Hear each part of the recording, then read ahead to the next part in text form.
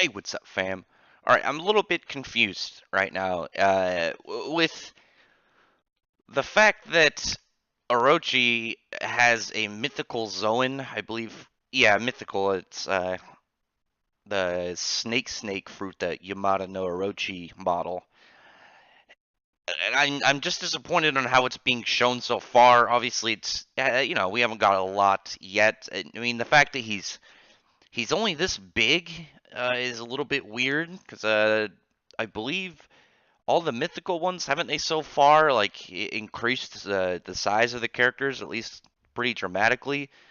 I mean, all it really did is just give him 8 heads. I think he's relatively close to his original size, and then all he's doing is like biting people. Like, why isn't he doing something cool? I think it would have been better if Oda gave him a Hydra instead of the 8-headed snake. I mean, he looked more like a Hydra anyway, but the fact that all his power so far really is he bites people. It's so goofy, and it really just reinforces my original claim that this guy was gonna be a pussy and not really be anything to really scoff at. But I mean, it's not a really big deal if he's not like important. The only part aspect of that I'm really disappointed in is the Yamada no Orochi being being placed at such on a low tier character like this, who while he's trying to get what's her name, Komurasaki or whatever, to freaking submit to what he wants, and she's just like nope, and he just throws tantrums and starts biting people. He doesn't even do anything to her. He's just getting mad at other people. It makes him look like a big child on top of all the other stuff this dude has done. I mean, I'm getting a little bit of Doflamingo flashbacks on villains in One Piece throwing childish tantrums. But actually, a good bit shortly into the chapter, also furthering my statement that Brook is one of the better characters right now in the series because he's one of the only ones that does anything. You see, like Robin is in danger as she's trying to help that little Otama girl out. I don't know why Robin is trying to save her. She's the reason all this shit is going on. But while all these ninjas are coming for her, here comes Brook, who's using his devil fruit to make his spirit form kind of just go around and scare people. I'm wondering why he doesn't do this more. I think it's the fact people are going to see him as this haunted, like angry spirit, that they're going to be freaked out more about it, and unless they know who Brook is and they know what he's doing, then probably they're able to try and counter that and try and figure out how exactly to deal with them. But it just really goes to show, like I've said, Brook is continuously probably I think the best straw hat. He's independent. He's very able to get things done on his own. He's intelligent. He's actually utilizing his abilities to get jobs done instead of just fuck around and make the problem worse. I like Brook. I've been saying that for a while. I think he's a really cool character, and they're really just making him better.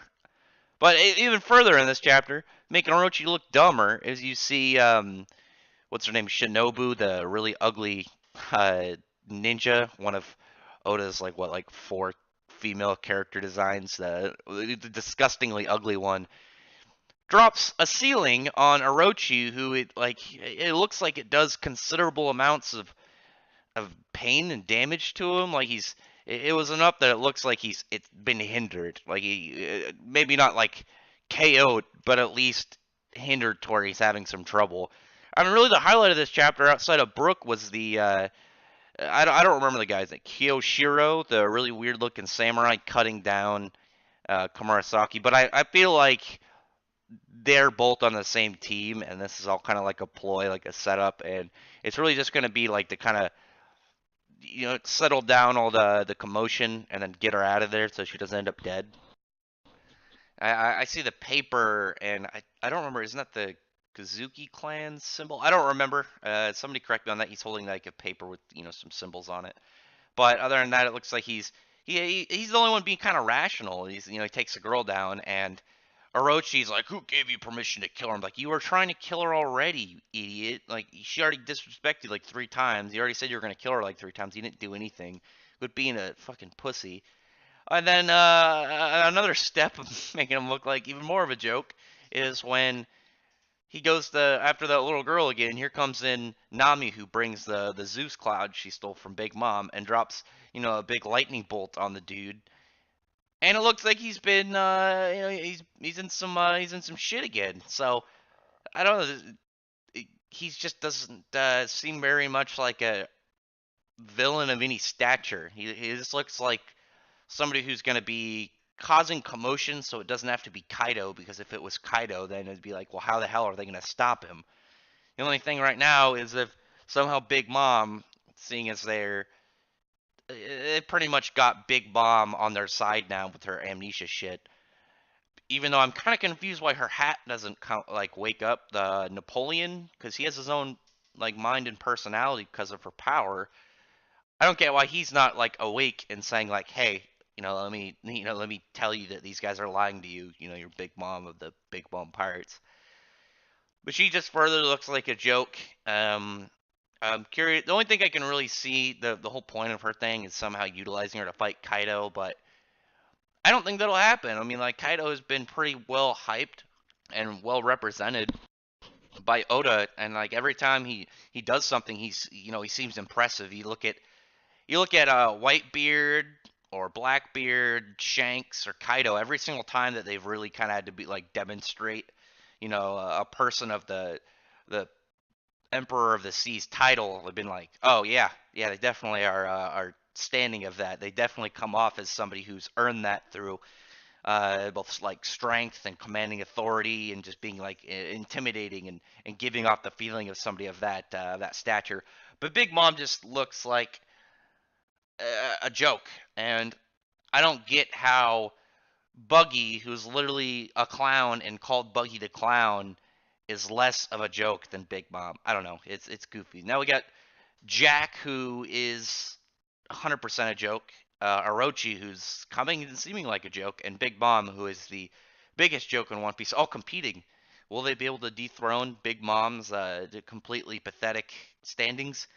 Maybe. I know Jack is very consistent getting his ass kicked, and Orochi, definitely out of them, has the worst personality. The fact that he throws all these little bitchy tantrums. And at least Jack tries to act like he's a big shot, and Big Mom is, I don't know, not as I want to say frail annoying, or she's just annoying, or she just comes off as such an idiot.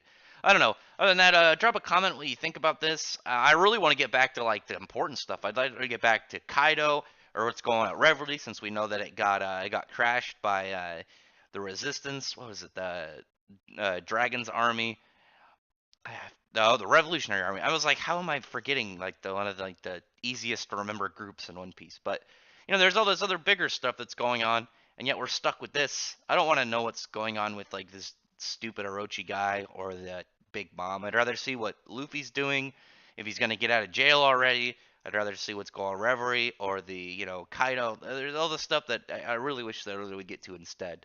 But other than that, I'd really appreciate if you, like I said, drop a comment, thumbs up the video, but, befriend the like button, and subscribe for more content. Maybe check out my other videos if there's anything else that I review and talk about that you might be interested in. But other than that, I appreciate everyone who's already subscribed, and I thank you all for listening. Bye.